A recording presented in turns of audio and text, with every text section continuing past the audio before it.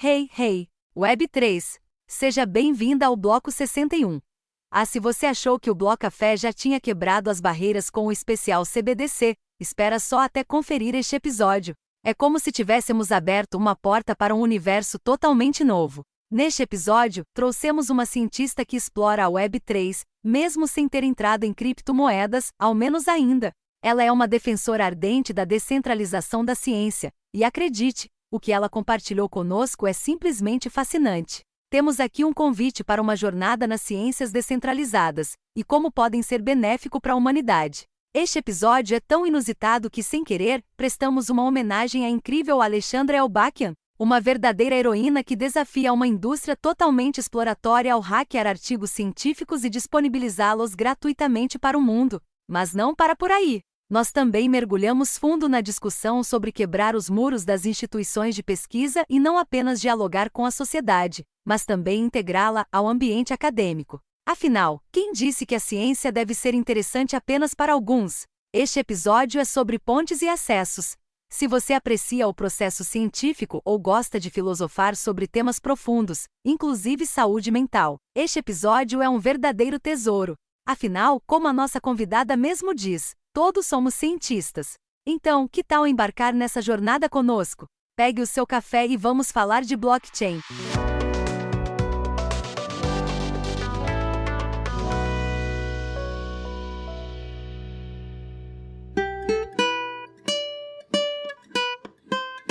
Hey pessoal, o bloco está prestes a começar, mas antes vamos trocar umas ideias. Este é o momento da nossa publicidade e como não temos um parceiro para este bloco, vou falar com você, ouvinte do Blocafé, para você saber como você pode ajudar o Blocafé a continuar a crescer. E vou te contar, a sua ajuda é absolutamente essencial.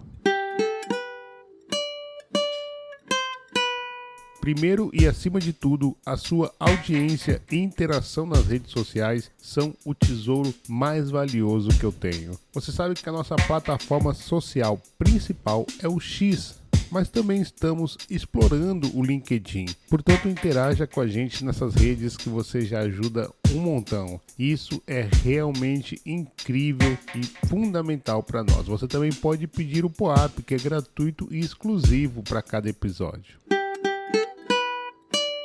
Mas espere, tem mais. Se você puder e quiser, eu sei, não está fácil para ninguém, você pode apoiar financeiramente o Blocafé. E para tornar essa experiência inesquecível, temos um NFT comemorativo de 1 ano na rede Zora. Por apenas 0.01 Ether, você pode eternizar seu apoio ao Blocafé na blockchain e ter esse registro na sua carteira. Incrível, não é? O primeiro link na descrição vai direto para a página do Mint. Se você tiver dúvidas sobre como enviar Ether para a rede Zora, estou à disposição para ajudar você. Como você viu, há várias maneiras de você apoiar o meu trabalho e uma delas é simplesmente ouvir esse podcast que está prestes a começar. Muito bem a todos que chegaram agora, eu sou o iSoulSerious e esse é o Blocafé, podcast Web3 que acredita que a informação é a ponte para a revolução. Aqui você vai mergulhar no universo da Web3, entender suas possibilidades e desafios e descobrir como ela pode revolucionar a sua vida digital. Com entrevistas exclusivas com builders, queremos compartilhar conhecimento e inspirar você a construir o futuro que deseja.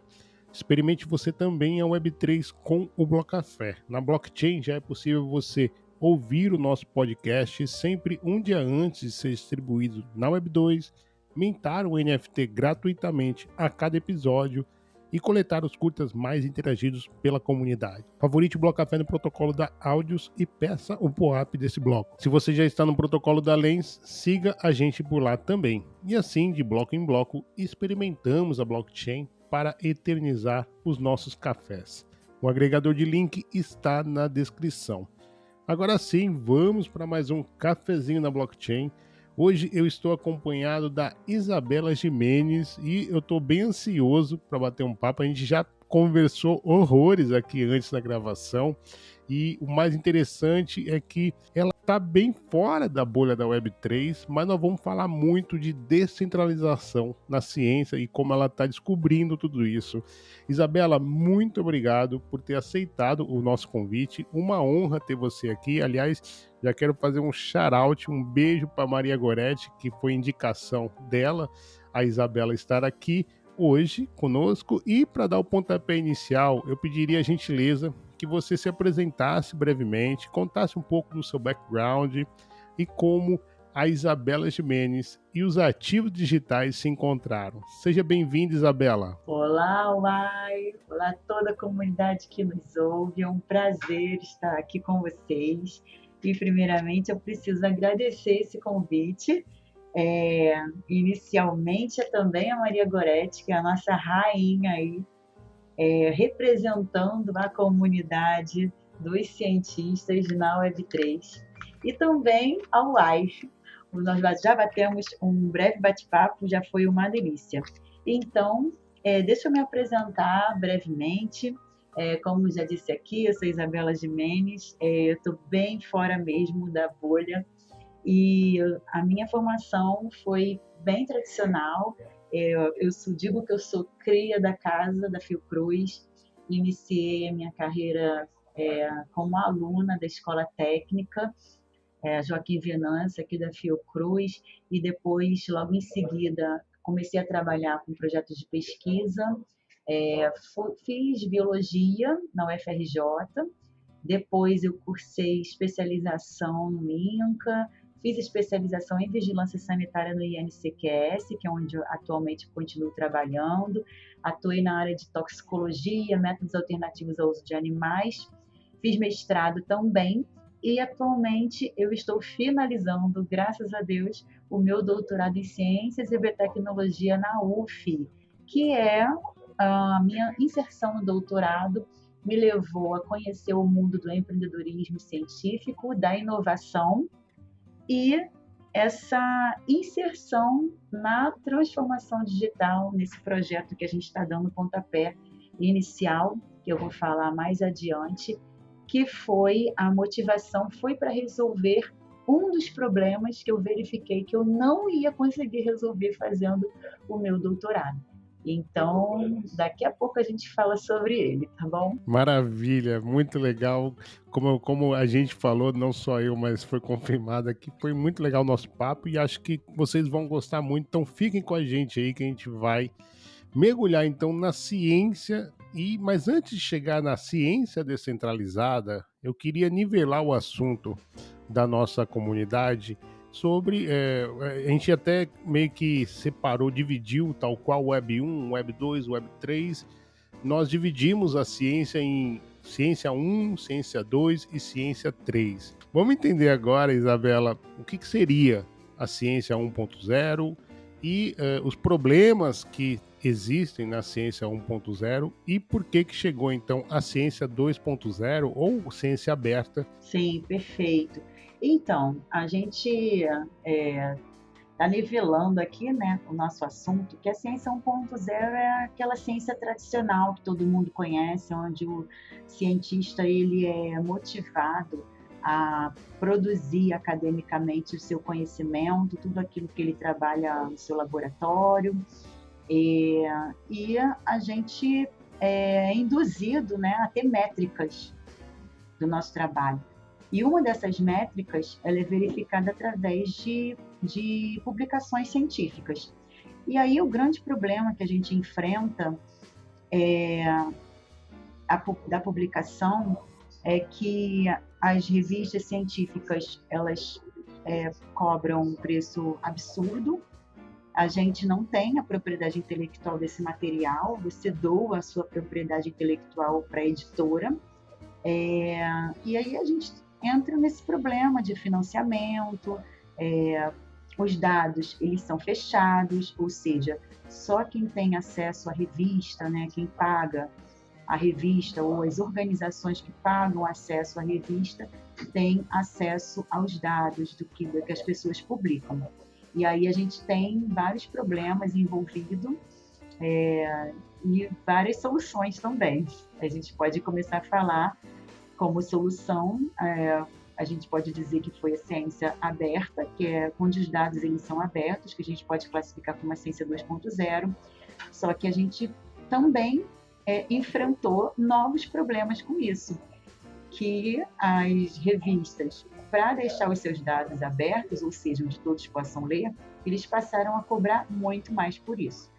Então, a gente percebeu que houve uma industrialização do conhecimento e também, como uma solução, houve também uma pirataria, né, na ciência, onde você pode baixar esses artigos de uma forma pirata, e até a nossa amiguinha do Corvo ficou muito famosa por isso.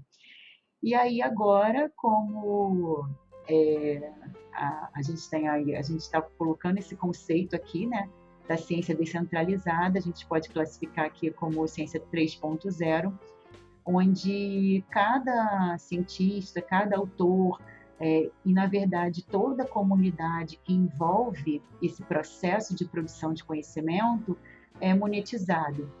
Então, toda a comunidade, ela contribui com um ativo, se é que eu posso chamar de ativo, né? Não sei, vocês que são mais experts das denominações podem me dizer se eu estou certa ou se eu estou errada, mas todo o processo de revisão por pares, que não é monetizado, que é um processo,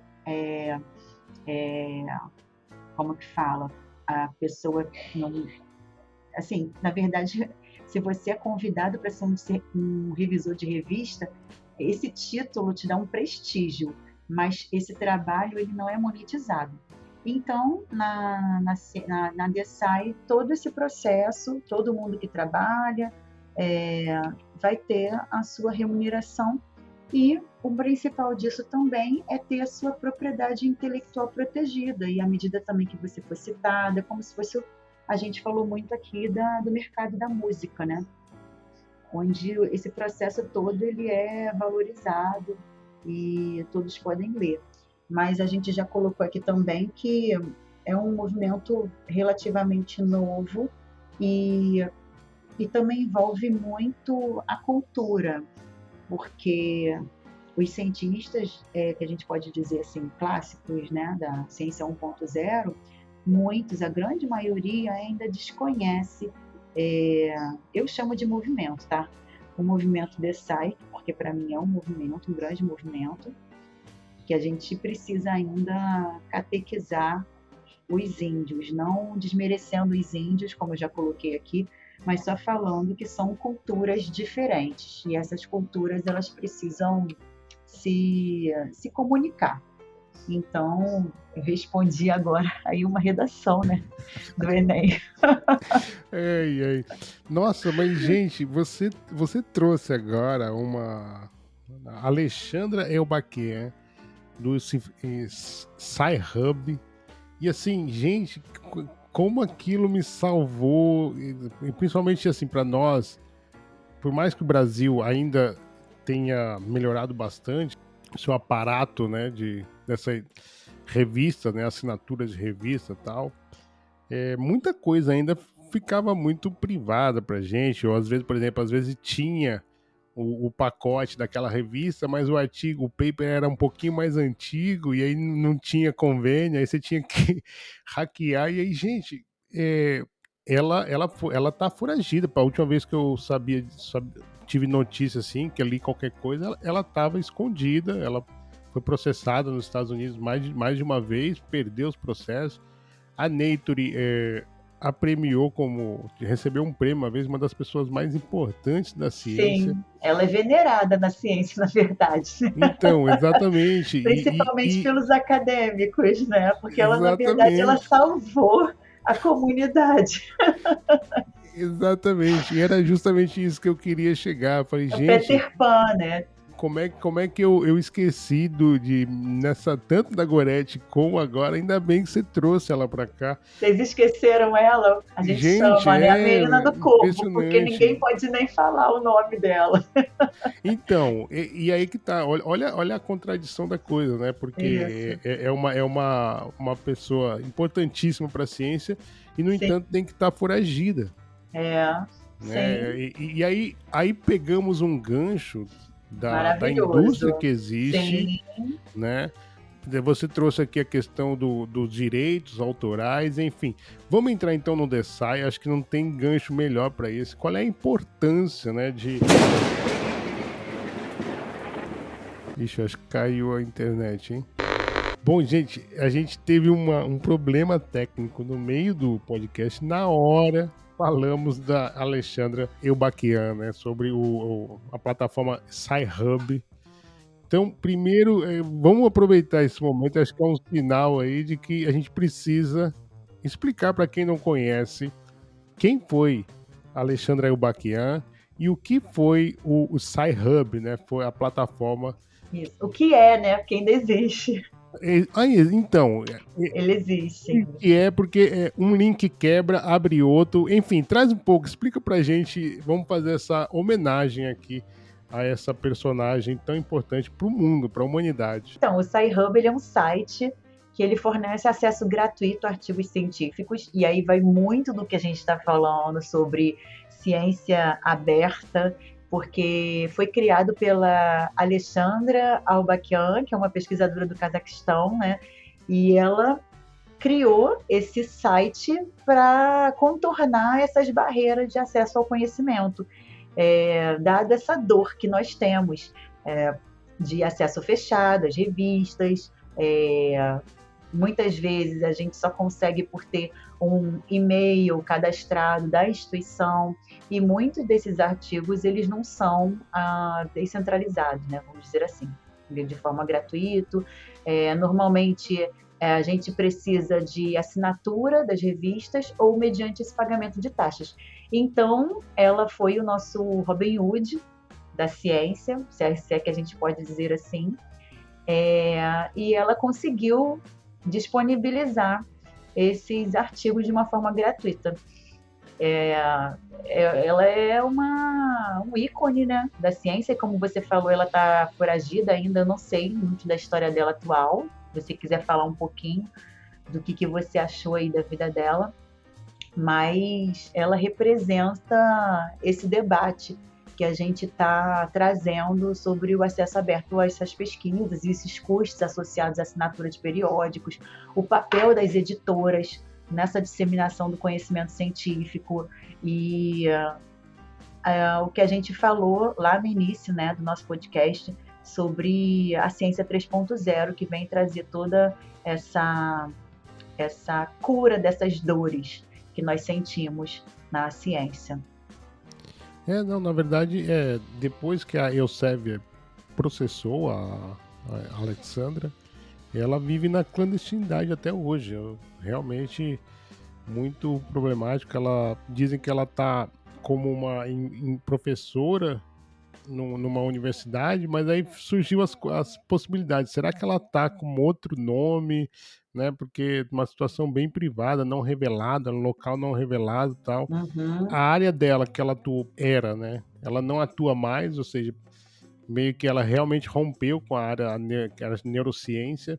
Sim. Acho que até para talvez não ficar evidente, né? Por exemplo, acabou de publicar, né? A Alexandra acabou, não existe mais publicações da Elbaquian, mas aí existe um outro autor, outra autora que tem uma mesma linha de raciocínio, talvez iria até dar na cara, né? Então, acho que ela mudou totalmente de área, enfim, não se tem muita informação mesmo, e ela é considerada o Snowden, o Aaron Swartz da ciência, né? Então, realmente impressionante como, ainda bem que caiu a luz aí e a gente pôde trazer essa homenagem para Elbaquian, que realmente muito importante, principalmente em países, tipo assim, por exemplo, os Estados Unidos, acho que talvez ela não teve tanta importância quanto em países emergentes, que não tinham condições, não tinham acesso. Nos Estados Unidos, acho que qualquer lugar que você for lá, você consegue pegar um paper de 32, entendeu?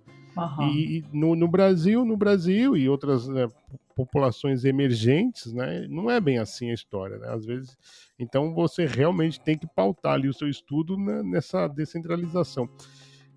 E E aí, só pô, força, força. te cortar só um pouquinho, é tão engraçado também como a comunidade acadêmica, eu digo mais assim, os professores veem isso, né? Porque, pirataria é feio, né? E aí você também não pode incentivar os seus alunos a fazerem pirataria, mas como que os alunos vão ter acesso democrático ao conhecimento científico, né? Aos artigos, já que nem todo mundo tem. E é só uma questão curiosa, quando eu estava no doutorado, nas aulas presenciais e tal, eu entrei na sala com o meu orientador e aí alguém colocou no quadro branco a referência do Sci-Hub, o site para as pessoas olharem. Aí ele olhou, quando a gente entrou na sala, ele olhou o quadro e ele falou assim, meu Deus, deixa eu apagar isso aqui. Como se fosse algo muito recriminado, popularizar, né, isso para os alunos. Então, assim, eu só achei uma atitude curiosa. Essa de você querer camuflar, né? Não, ninguém pode saber que a gente está promovendo a pirataria dentro da universidade. Mas então, o que a gente vai fazer no lugar da pirataria? A gente vai fazer o trabalho de catequese da DESAI, né? Agora. Exatamente. Eu acho que a gente, mais na frente a gente vai trazer essa questão da comunidade, dessa aceitação. Acho que tem até um pouco a ver com isso, né? Porque na verdade ela, a comunidade tradicional, né, como você chamou, na ciência 1.0, ela tem essa mentalidade de que talvez não tenha um entendimento da indústria, do quão podre é, essa é a palavra, né? Tão podre é essa indústria da ciência e tal, e talvez, né, atitudes como essa que aos olhos de uns, né, uma pirataria, às vezes isso daí na verdade é um questionamento justamente sobre essa hierarquia, essa centralização e tal. Nesse todo o contexto que nós trouxemos aqui agora, vamos meio que encerrar aqui. Qual é a importância, então, que você vê do DeSci na descentralização da ciência, Isabela? Eu acredito que o DeSci ele promove essa democratização não só do conhecimento, mas também da valorização do trabalho de cada ente envolvido. Isso a gente pode abranger quem produz o conhecimento, quem trabalha no sentido de corrigir, né, a correção por pares, a editora, a parte do editorial, toda a cadeia de produção de conhecimento, ela é valorizada e monetizada. Então, é isso que eu acredito dessa promoção. Bacana, bacana. Inclusive, a gente já tem alguns exemplos de DAOs tem seu propósito para a promoção da ciência. Tem a VitaDAO, que aborda a questão da longevidade, tem a ValleyDAO, biologia sintética e mudanças climáticas, a AthenaDAO, saúde das mulheres. Mas uma das coisas que brilha aos olhos do DeSci é que todas essas áreas que eu trouxe agora, por exemplo, mudança climática, longevidade, é uma área que já naturalmente já possui financiamento do modelo tradicional, né? Elas são áreas bem superfinanciadas até, mas o DeSci ele permite que áreas subfinanciadas obtenham seus recursos. Por exemplo, tem uma DAO que eu acho barato, a HairDAO, que é focada em tratamento para queda de cabelo, e essa indústria ela está essencialmente centralizada dentro das indústrias de cosméticos. Ou seja,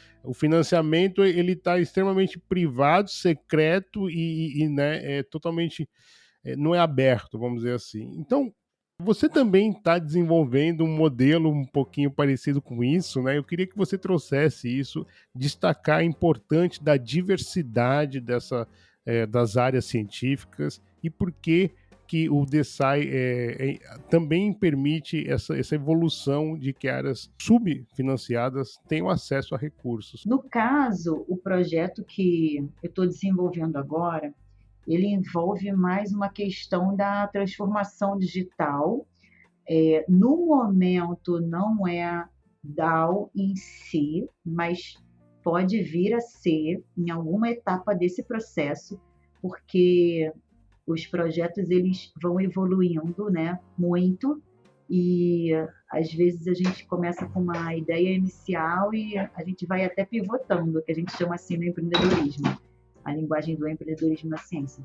Então, assim, talvez eu fuja um pouco da resposta, mas o que a gente está fazendo agora, que é uma coisa bem disruptiva, e aí entra um pouco naquela área que eu falei lá no início da minha apresentação, porque dentro do meu doutorado, da pesquisa em si, eu verifiquei que eu não ia resolver todas as minhas dores como cientista.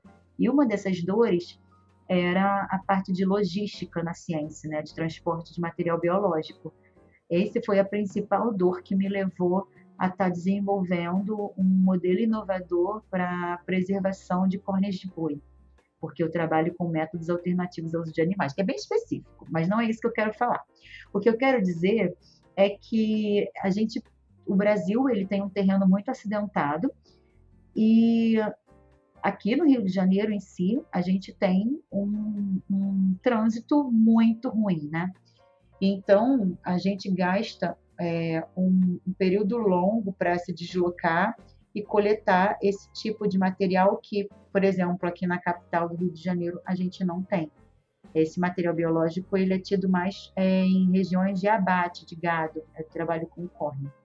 E aí, na necessidade de transportar materiais biológicos, eu apliquei isso para um desafio de inovação aberta, onde aí a gente vai falar um pouco de diversidade, que é o tema da sua pergunta, onde nos desafios de inovação aberta, e aí entra um pouco também até na questão de financiamento, né, de como a gente pode pegar financiamento na pesquisa, o interessante é que as startups são convidadas para resolver uma dor de organização. E aí eu, como Fiocruz, apliquei esse para um desafio de inovação aberta chamado DF Inovador, que é lá do Distrito Federal. E aí você vai falar assim, mas você está no Rio de Janeiro, como que você foi elegível para um edital do Distrito Federal? Aí que eu vou te contar a minha loucura. Eu fiz uma parceria com a Fiocruz de Brasília, levei esse desafio para lá e nós encontramos startups para desenvolver um modelo de logística utilizando drones. Aí você vai falar assim, tá bom, mas e como a transformação digital se encaixa nisso? Nós temos a questão dos dados também, né? Das amostras, dados de pacientes, isso tudo. E a intenção é envolver a blockchain nesse processo.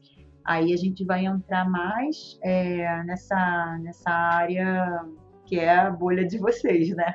Que não é tanto assim a minha, não me considero uma especialista no tema, mas nós podemos inserir várias soluções dentro desse projeto, dentro do projeto Drone. Uma das coisas que o DeSci traz nessa mudança alternativa, um modelo alternativo ao sistema tradicional, é a questão da propriedade intelectual, inclusive usando ativos digitais como uma soberania ali que possibilita, por exemplo, a gente citou o exemplo do quantas vezes a pessoa for citada, Sim, ela recebe ali uns royalties, né? Uma coisa que contribui, né? Diferente da indústria da música. Enfim, como é que você vê então que o DeSci promove a propriedade intelectual, Isabela? Então, eu vejo assim que ele promove valorizando o que você produz. Então, se, por exemplo, como você citou, né, na indústria da música, o artista ele recebe por quantas vezes eu não sei exatamente a métrica, mas não sei se quantas mil vezes ele é ouvido, enfim. Mas atualmente na ciência a gente não recebe nada, né? Porque o direito autoral é todo da revista. Então a DeSci, ela vai valorizar isso. À medida que você for sendo citado, todo o processo, como a gente já disse aqui várias vezes, que envolve essa produção do conhecimento, né? Todos os atores, ela vai vai dar o nome aos bois. Então, se foi você que produziu isso aqui é de seu direito. Se foi você que executou essa etapa aqui, corrigindo o artigo do coleguinha por pares, você vai receber por isso daqui. Toda a comunidade ela recebe por um preço, a gente pode chamar assim um valor, né? Enfim, acessível, o que não atualmente, né? Que é inacessível. E aí envolve a questão de necessidade de financiamento na pesquisa para você poder publicar, para você poder ter um dado aberto e um dado democrático, o que acaba não sendo democrático, porque para você publicar numa revista de dados abertos você tem que pagar R$16.000, é bem complexo, e você não ter direito. E aí, por exemplo, na nossa comunidade acadêmica, quantas vezes você é citado é uma métrica, né? Então, fica complexo se as pessoas não têm como te ver, né? Ou seja, te acessar, e aí não tem como te citar. Na DSAE tem. Então, ela é dessa forma que ela promove. Uma das críticas direcionadas à academia, Isabela, é a dificuldade, né, a distância da universidade, dos centros de pesquisa para a população. É verdade que muitos desses trabalhos, né, vai impactar diretamente, então mesmo sem saber, a pessoa está sendo beneficiada pelaquela entidade de pesquisa, instituição, mas mesmo assim existe uma barreira de diálogo, né? Você é produtora de conteúdo, você sabe muito bem essa dor, a dificuldade de você falar, especialmente quando a nível base da população não está no mesmo nível, né, dos doutores, da ciência, enfim, tal. Como é que você acha que a DSAE pode contribuir na acessibilidade da educação científica para o mundo? Olha, assim, primeiro que esse assunto é bem legal, assim, parabéns pelo levantar esse tema. De fato, existe uma barreira de diálogo e é interessante que lá mais para frente, né, a gente vai citar o Hack Girls, mas eu acho que eu já posso trazer um pouquinho o Hack Girls aqui para essa resposta. Que primeiro eu vou explicar o que é o Hack Girls, né? Hack Girls é um hackathon que envolve meninas de comunidade carente do Rio de Janeiro que estudam em escolas públicas. Elas se inscrevem nesse hackathon e elas ali recebem mentorias e elas têm alguns temas para resolver. E um dos temas desse ano foi exatamente o acesso à universidade. E elas ali trouxeram algumas soluções para isso, né? De acessibilidade de conteúdo, porque essa entrada na universidade, a gente acha que é uma coisa simples e democrática, mas não é. E então agora vamos trazer para a DSAE, eu quis situar isso, porque isso realmente é um tema, uma dor, né? Um tema que envolve muitas coisas. E dentro você perguntou como que a DSAE pode democratizar, né, esse acesso, essa barreira desse diálogo entre a academia e a população. Eu acho que uma das coisas que a Web3 traz é a linguagem. Então, para essa barreira, para esse diálogo ele ocorrer, a gente precisa ter uma linguagem simples.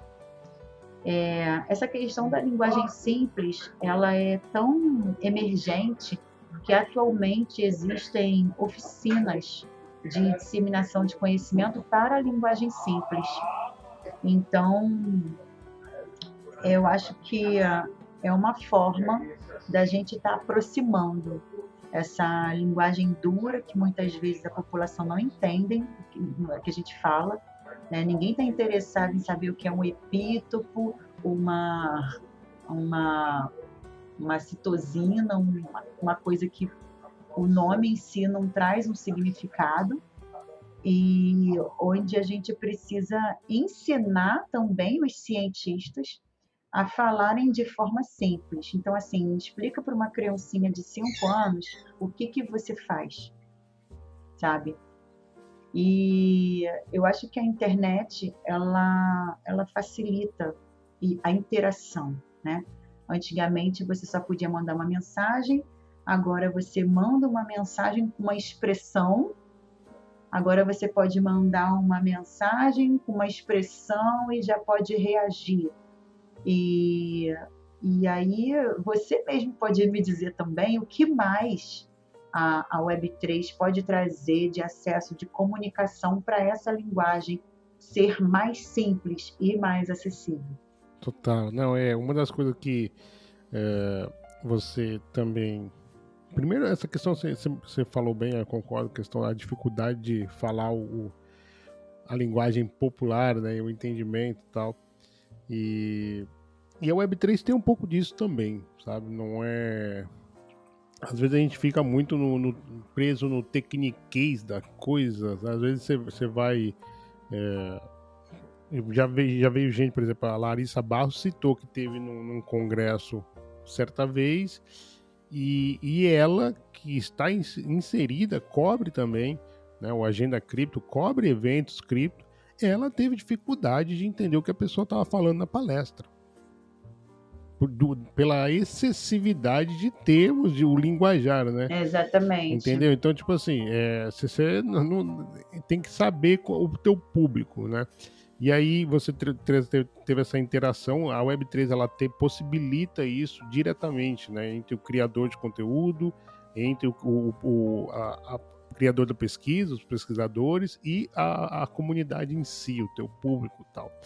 Bom, muito interessante. Olha, mês passado, ou seja, nós estamos gravando no dia 17 de novembro, então no início de outubro deste ano, DAO foi tema do editorial da Nature Biotechnology, The Community of DAO, ou Comunidade da DAO. O artigo discutiu, então, as DAOs como modelos alternativos de financiamento para pesquisa, destacando seu papel não apenas como fontes de financiamento, como a gente tem falado aqui, né, as possibilidades, mas também como comunidades científicas robustas. O texto trouxe à tona os desafios atuais no financiamento científico, como viés de gênero e filiação, e explora também a descentralização como uma solução potencial para esse caso. Ou seja, basicamente tudo isso que a gente falou aqui, a Nature publicou no seu editorial mês passado. E um dos desafios, Isabela, do que apontado no paper foi a conscientização das DAOs dentro da comunidade acadêmica, que a gente até já meio que pincelou um pouco, já introduziu esse assunto aqui no podcast. Vamos falar disso daqui. Quais são os desafios que você enfrentou cara a cara com isso? Como é que você vê a barreira da comunidade científica e como superá-lo? Eu acredito, assim, a barreira que hoje eu vejo é a gente popularizar, catequizar. Eu estou usando muito esse termo porque é o termo que eu aprendi na inovação. Quando eu entrei no mundo da inovação e do empreendedorismo, eu me via muito como um patinho feio na lagoa, sabe? Eu não tinha com quem conversar as minhas ideias, eu não tinha com quem trocar, eu não tinha uma comunidade, que hoje eu já sou imersa. Eu acho que, inclusive, a Web3, o movimento DeSci, eu chamo de movimento por isso, né? Porque eu vejo um coletivo, uma comunidade onde a gente pode estar trocando, disseminando essas informações. Então, hoje eu acho que esse é o primeiro grande desafio, é a gente estar popularizando isso para os cientistas e a comunidade que ainda não conhece, porque para quem está dentro da bolha, tudo que vocês estão falando é muito óbvio e muito conhecido, mas tem ainda, posso dizer que 80% da comunidade ainda não ouviu falar, sabe? Então, é por isso que eu acho que um dos meus papéis é ajudar a levar esse conceito e esse movimento aonde eu estiver. Então, assim, é mesmo na popularização do conhecimento da ciência, da divulgação científica. E aí, dentro do que você já falou, né, das DAOs, a questão do financiamento na ciência é uma questão muito crítica, e isso vem resolver um pouco que seria esse financiamento coletivo descentralizado. Então, a gente pode criar plataformas, né, coletivas para pesquisa. Os membros podem contribuir com as suas criptomoedas, com os projetos específicos, e as decisões sobre quais projetos irão se financiar iam ser tomadas, enfim, por meio de votação dentro dessas DAOs. Eu já disse aqui que assim, eu não sou muito especialista nesse tema, mas eu vejo uma resolução desse tipo de financiamento coletivo através de DAOs, né, como uma grande solução para o que a ciência hoje enfrenta. Eu acho que é um pouco assim, um pouco do que eu penso sobre isso. E eu acho que também, eu sempre digo que esse papel da descentralização e da Web3 é geracional, sabe? A mudança ocorre sempre para frente, né? Dificilmente a revolução vai ocorrer para trás e tal. Sim. Então, eu vejo que isso daí é um trabalho meio de formiguinha, por exemplo. Falamos bastante da Goretti. Sim. Que, inclusive, se você que está ouvindo agora esse podcast, está gostando desse papo, quiser se aprofundar mais no tema, convido você a ouvir o nosso podcast com a Maria Goretti. Agora me falhou o número Goretti dele. Freitas. Ah, tá. Maria Goretti Freitas, isso. Exatamente. Vocês têm que seguir a Maria Goretti Freitas. Não, esse episódio tá maravilhoso. Inclusive, recentemente eu fiz uma pergunta lá no X, né, pensando em fazer um playlist do primeiro ano, assim, os 7 essenciais do Bloco Café. E esse da Maria Goretti tá perfeito para estar entre esse. Bloco 46. Acabei de pegar legal. aqui, bloco 46. Então, se você tá gostando do tema, depois de terminar esse daqui, fica o convite para você ouvir o bloco 46 com a Maria Goretti Freitas. Colega também, ex-colega, né? Que ela já se reformou. Sim. Mas ex-colega da Fiocruz. Isso, da Fiocruz. Isabela Gimenez. Olha, você falou um pouco da Hack Girls, mas vamos trazer um pouquinho mais sobre esse movimento. Adorei já o que você falou, mas dá uma mergulhada um pouco. Recentemente teve um evento maior, acho que foi a apresentação desses projetos. Enfim, fala um pouquinho sobre isso. Então, a Fiocruz, ela tem um comitê de inserção de meninas e mulheres na ciência, para promover a equidade, né, de gênero na ciência, porque nós temos esse dado de que, na verdade, eu acredito que existem muitas mulheres na ciência, mas os cargos de alta gestão, eles são majoritariamente masculinos. E a gente sabe que as meninas carentes, né, a gente falou aqui agora sobre o acesso à informação e o acesso a quebrar essas barreiras, né, envolve também oportunidades. Então, assim, eu me sinto privilegiada de ter entrado na ciência desde pequena, desde o ensino médio. Por isso que onde eu vou, eu digo que eu respiro ciência. E isso estava tão dentro dos meus poros que, assim, é estranho até falar. Porque, assim, quem não conhece a Fiocruz, primeiro, eu convido a vir aqui no campus de Manguinhos, que é como se fosse um grande parque tecnológico. Aqui nós temos o Museu da Vida, que é gigante, tem uma célula em tamanho de Itu, que você pode ver as organelas. A gente tem aqui a dupla hélice de DNA, as crianças, né, são imersas no Parque da Ciência. Então, a gente tem a biblioteca, que também traz história, tem as coleções biológicas. Então, muita gente no entorno, a Fiocruz ela é em torno de comunidades, muita gente nem conhece o que a Fiocruz tem para oferecer de conhecimento científico. Então, o Hack Girls é uma maratona de tecnologia parte desse programa de Mulheres e Meninas na Ciência, voltado para essas estudantes de ensino médio das comunidades carentes do Rio de Janeiro. E então as meninas se inscrevem, tem esses desafios que o programa coloca, né? O desafio dependendo do ano. Então, eu fui mentora em um dia desse programa. Esse ano, elas lançaram esses desafios, um voltado para essa democratização de acesso à universidade. Eu percebi assim que as meninas elas têm muito desejo de resolver as próprias dores. Então um dos desafios também encontrados foi de saúde mental, que a gente falou no nosso papo offline, né? E a gente vai trazer isso aqui. Até achei interessante esse tema, porque foi um tema também, 2 temas que você trouxe. Foram 2 temas colocados para as meninas resolverem, para você ver como é uma questão. E aí, dentro disso, elas têm essa necessidade de trazer também resolução de problemas da saúde da mulher. E aí, então, essas equipes elas são selecionadas e elas têm a oportunidade de aprender a desenvolver software. Elas também assistem palestras, elas passam por mentorias e elas vão desenvolvendo um produto.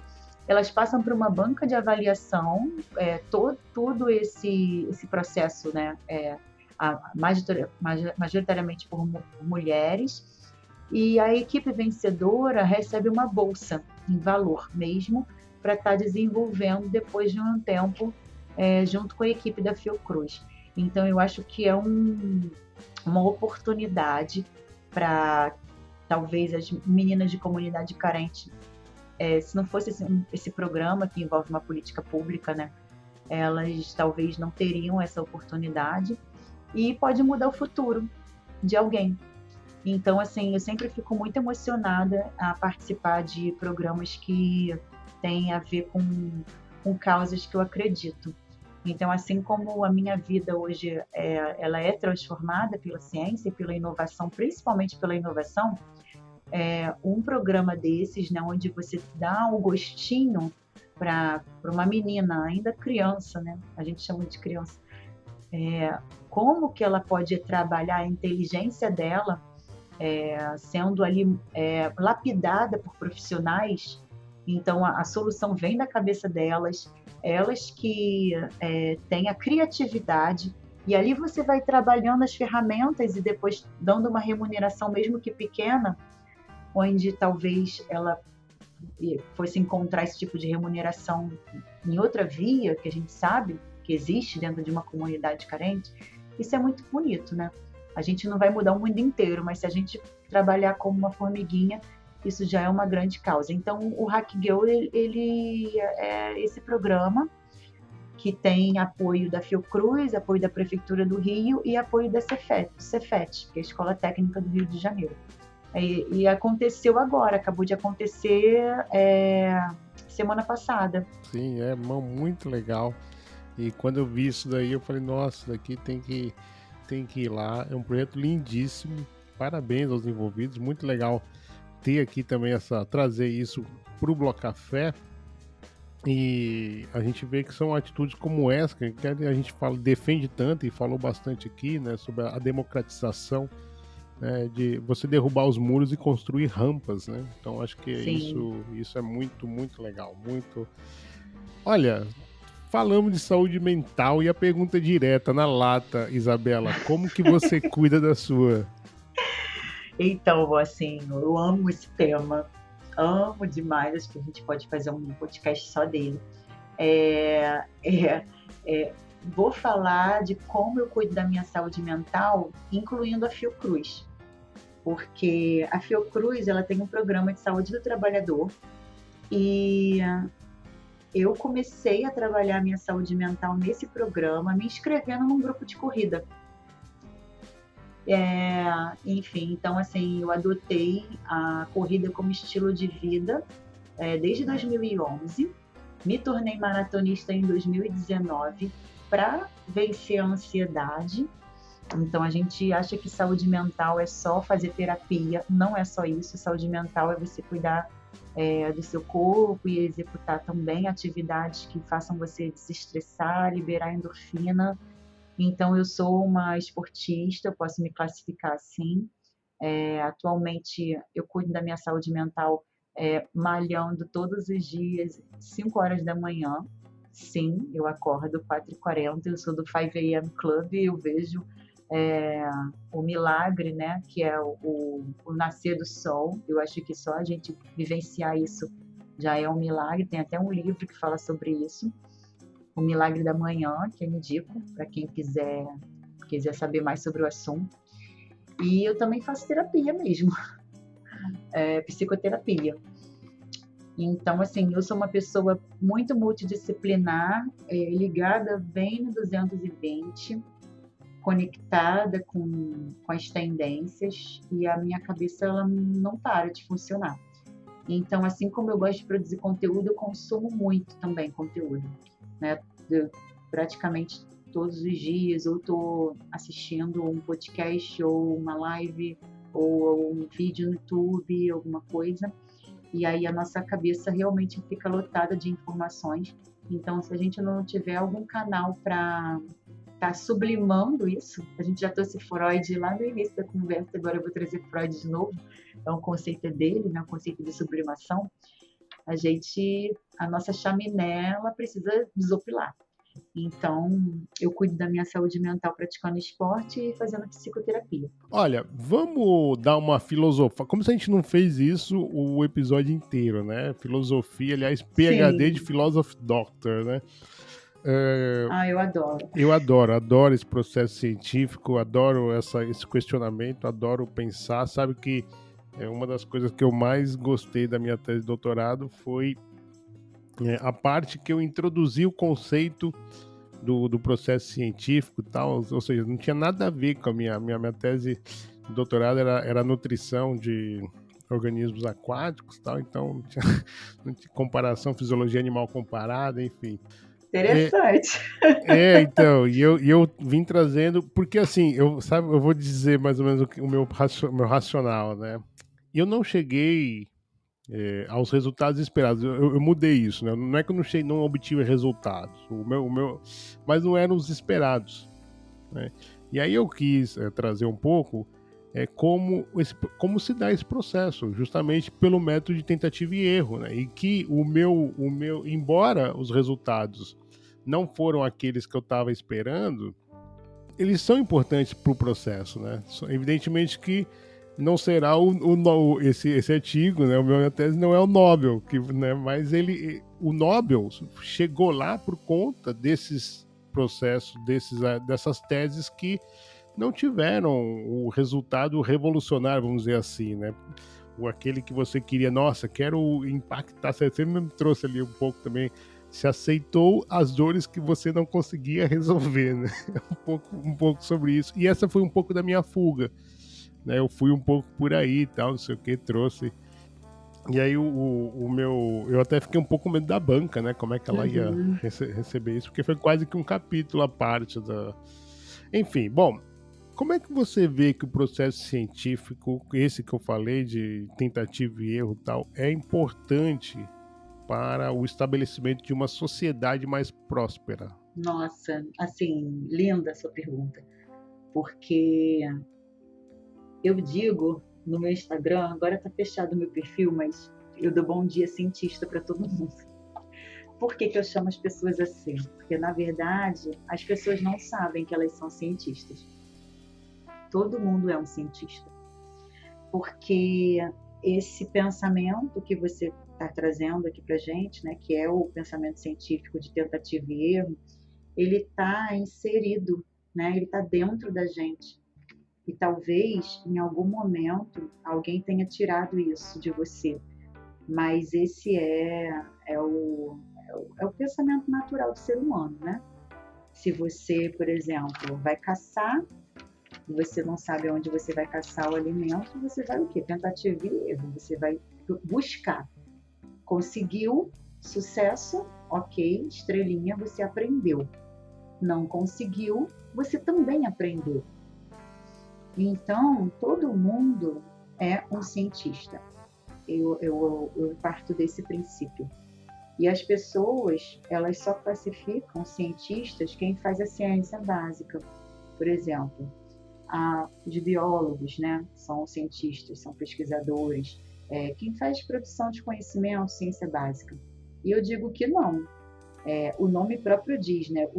A galera de TI, a galera que está aí, os devs, os desenvolvedores, são muito cientistas. E eu acho engraçado que muitos deles não se classificam como tal. E eu fico me perguntando por quê. Então, assim, não é só porque o nome deu cientista da computação, o nome está dizendo lá, você é um cientista.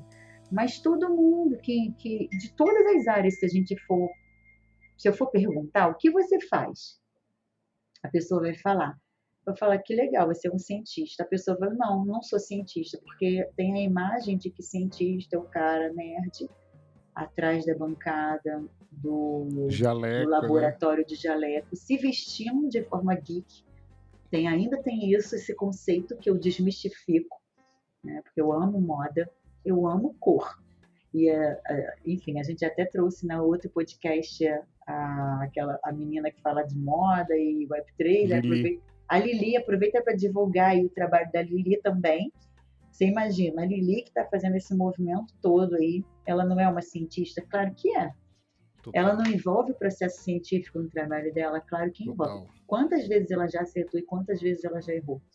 Então eu acredito isso. Eu acredito que todo mundo é cientista. E a curiosidade científica, ela nasce com a criança.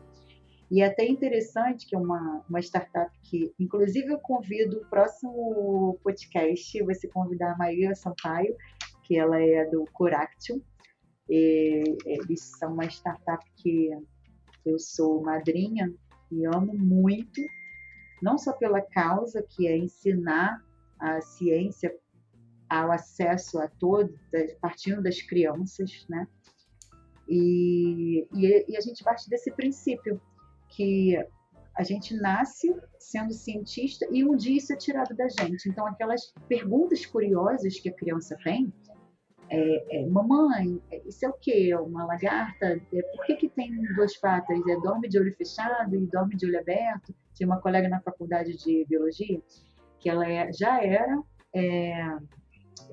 jornalista. E aí a gente ficava, não, lá vai a Paula perguntar de novo, porque as perguntas dela eram as mais curiosas possíveis. E a gente tem uma mania muito grande de até fazer piada e chacota com perguntas inusitadas, porque um dia isso foi tirado da gente lá da infância. Só que não, isso são curiosidades, né? E assim, por que um dia a curiosidade ela é reprimida? Se o pensamento científico ele parte de uma curiosidade, de um desejo de resolver, de um desejo de cutucar aquilo dali que ninguém cutucou ainda. Então a pergunta era disso, peixe dorme, peixe fecha o olho para dormir, peixe dorme, peixe, enfim, essas perguntas. A gente, lá vem a fulano. Mas eu acho que eu dei uma volta aqui na minha filosofia. Eu não sei se eu respondi a sua pergunta. Mas se eu não tiver respondido, você pode me perguntar de novo. Não, mas acho que você foi mais pelo lado da questão de recuperarmos o cientista que habita em nós, né? O cientistê, né? O cientista que habita em mim saúda o cientista que habita em você e tal. Acho que é um pouco isso. Isso daí acaba tornando a sociedade mais próspera também, sabe? Tipo, a gente investigar e perguntar sim, as coisas. Então, eu não finalizei com a parte da sociedade, como pode tornar a sociedade mais próspera, né? Então, eu acredito, assim, que se a gente incentivar essa atitude em todo mundo e não reprimir isso desde a infância, sabe? Porque eu acho que num dado momento isso acaba sendo reprimido. Então, a gente promove ações para tornar uma sociedade mais próspera. E quando você quer o quê? Que é a formação do pensamento crítico, a formação do tentativa e erro, aprender com os aprendizados ao longo do caminho. Então, eu acho que a gente contribui, sabe? Dessa maneira. Eu fui mais por esse lado filosófico mesmo. Sim. Não, mas era essa a ideia. Aliás, o Bloco Café adora ir por aí, pelo lado filosófico. E das grandes inspirações do Bloco Café é um tecnofilósofo que é o Casta, então eu gosto muito de ir por aí. Agora, engraçado, no meio da tua resposta, você comentou algo sobre a questão dos erros, né? De se você saiu e voltou sem nada, você também aprendeu, né? E eu lembrei da Gorete. A Gorete fala que tudo é feedback. Tudo para ela é feedback. E você Sim. trouxe agora uma outra frase que fica... todo mundo é cientista. Sim. Adorei essa frase aí, adorei. É o bom dia Olha, cientista. Exatamente, só no processo aí às vezes é inibido. Aliás, não é só o lado cientista que é inibido, né, nessa sociedade. Enfim, olha, eu tenho uma brincadeirinha ali, cerca de minutos, horas antes da gravação, que é o que você perguntaria para Isabela Gimenez lá no X e o Gino Matos, que está sempre por aqui. Um grande abraço. Perguntou aqui para você uma pergunta no seu bem séria. Olha, Ai, Isabela, se eu declarar guerra ao sol para amenizar o calor... ele tá no Rio de Janeiro, tá? Isabela, se eu declarar guerra... Acho que essa informação é importante. Isabela, se eu declarar guerra ao sol para amenizar o calor, eu poderia sair vencedor dessa disputa? Estamos falando de um mano a mano sincero entre mim e a estrela central do sistema solar, Gino Matos, sempre o seu humor característico. Grande abraço, Gino. Então, o que você diria? Se eu pudesse declarar guerra ao sol para amenizar o calor, como é? Eu poderia sair vencedor dessa disputa? Acho que não. Lamento informar, meu camarada. Vai derreter igual um plástico no fogo. Tocando barco aqui, eu faço sempre a última pergunta, Isabela, que eu tô curioso para saber como é que você vai responder essa. Porque é uma continuação da primeira pergunta. Lá eu te perguntei como é que você entrou em cripto e você meio que não me respondeu. Isso. Exato. Agora eu vou perguntar, quero ver como é que você vai ensaboar essa daqui. Vamos lá. Que você ainda está em cripto? Por que eu ainda estou? Eu não estou. O único cripto que eu posso talvez entrar é o Planeta Cripto. Eu não estou em cripto, gente. Essa bolha aí eu preciso furar. Maravilha. Eu já ouço o rufar dos tambores. Rufem os tambores. Vem aí, CryptoDog!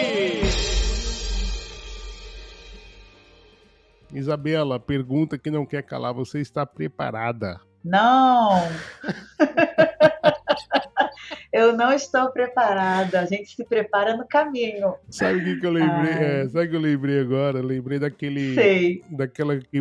Você não sabe o que tá, né? Você ouve lá. Sim, não! Não! É isso, eu tô me sentindo assim aqui. Gente, eu não sei, não!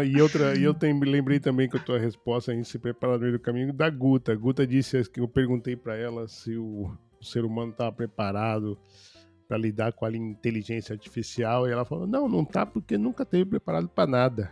Isso. Foi se adaptando. Olha, primeiro é sempre ele, Isa, Bitcoin. Não domino. Satoshi Nakamoto. Não é meu amigo. Web3. Estou entrando. NFT. Importante. Metaverso. O presente. Inteligência artificial. Necessária. Segurança digital. Tudo do presente. DeSci. Love Science. O que falta para a adesão popular das criptos Não sei. Você tem alguma blockchain preferida? Não tenho. E alguma que é distância? Também não. Ethereum flipa Bitcoin? Não tenho como opinar. Fiocruz. Minha casa. Isabela Gimenez. Uma mulher em evolução. Isabela, o que é cripto? Para mim, o termo cripto é uma abreviação de criptomoeda, mas eu não me sinto capaz de definir com precisão para uma criança de 5 anos.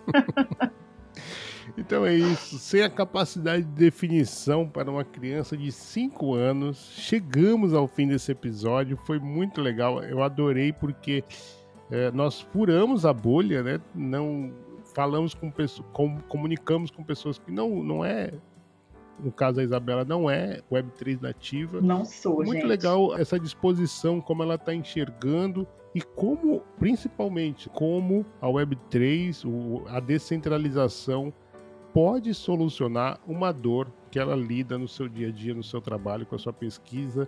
Então, foi muito legal, adorei te conhecer, Isabela. Quero agradecer de coração por essa agradável conversa aqui. Eu espero que as pessoas tenham aprendido o quanto eu aprendi. Desejo um sucesso sempre. Conte com o Bloco Café para essa tua jornada.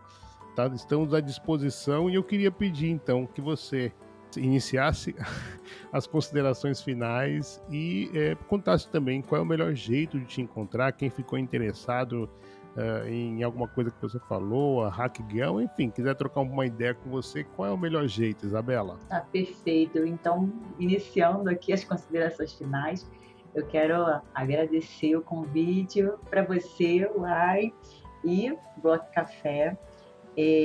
Falar para vocês que, assim, como cientista, eu posso dizer que tá tudo bem não entender de todos os assuntos e nós também não temos que saber tudo.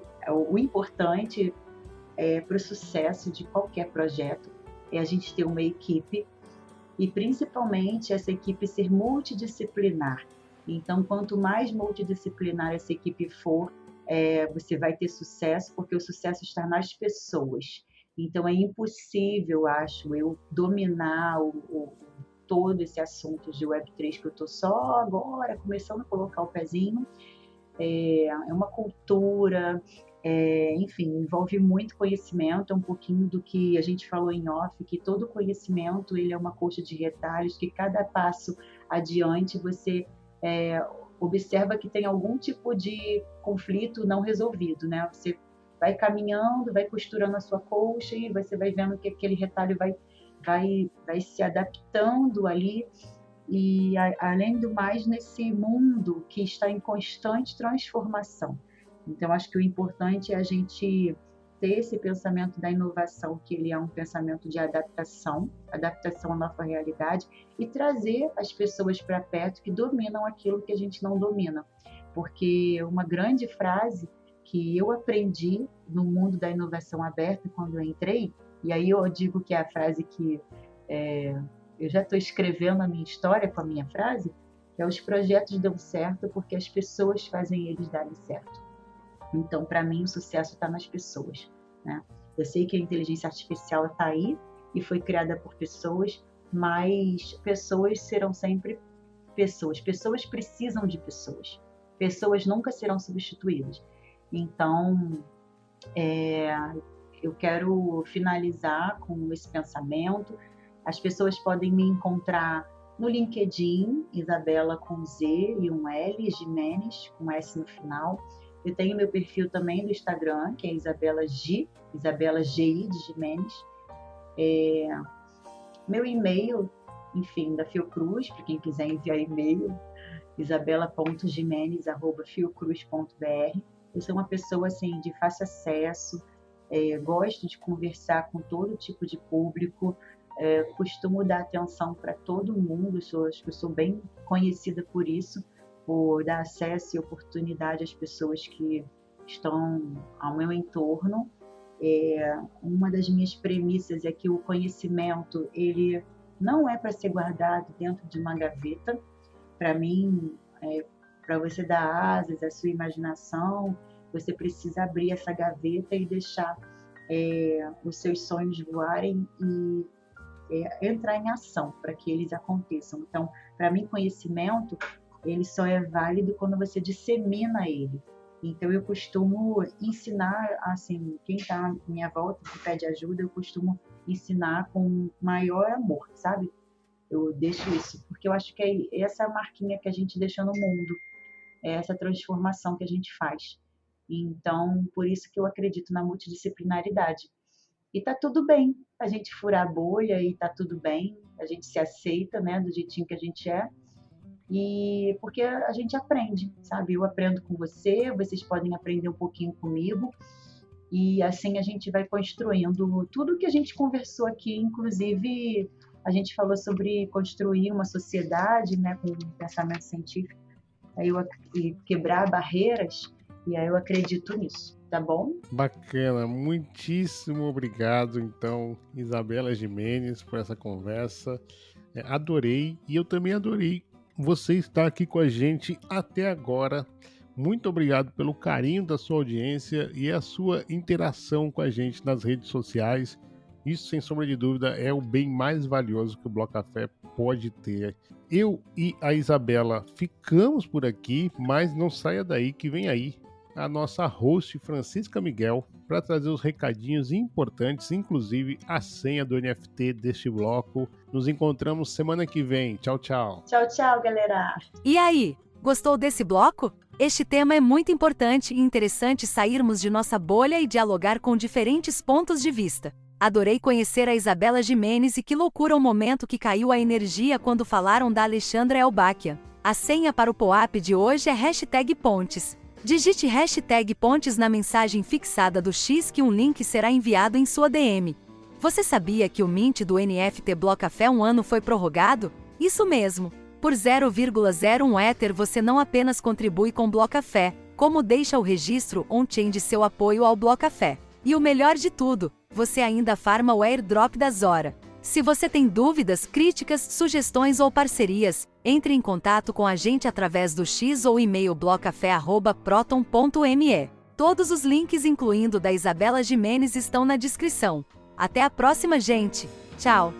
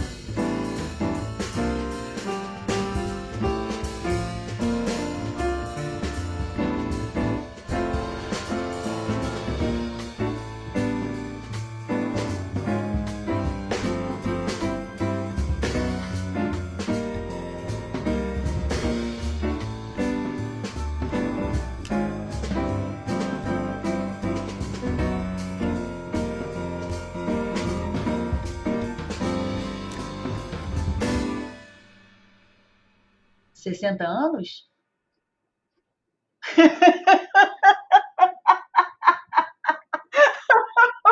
Desculpa. Olha só, mas essa galera da Web3